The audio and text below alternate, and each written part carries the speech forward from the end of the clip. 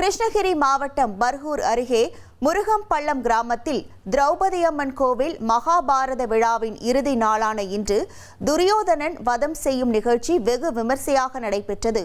சுமார் 40 அடி நீள களிமண் துரியோதனன் உருவம் அமைக்கப்பட்டு பீமன் வதம் செய்யும் நிகழ்வும், அதனைத் தொடர்ந்து திரௌபதி அம்மன் கூந்தல் முடிக்கும் சபத நிகழ்வும் உணர்வு பூர்வமாக நடத்தப்பட்டன. இதன் உச்சகட்டமாக விழாவில் பங்கேற்ற ஆயிரக்கணக்கான பக்தர்கள் திருநங்கைகளிடம் முரம் மற்றும் துடைப்பத்தால் தலையில் அடிவாங்கி தங்களின் வினோத நேர்த்திக்கடனை செலுத்தி அம்மனை பக்தி பரவசத்துடன் வழிபட்டனர். அவன் மண்டை மீது அடித்து ஈர்ப்பும் நிலையில்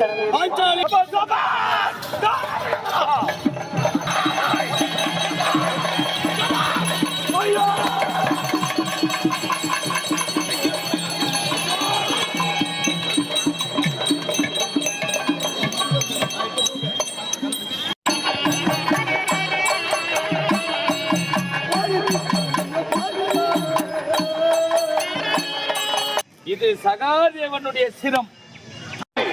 ஐவருடைய சிரத்தை வெட்டி கொய்து வந்திருக்கிறேன். இதோ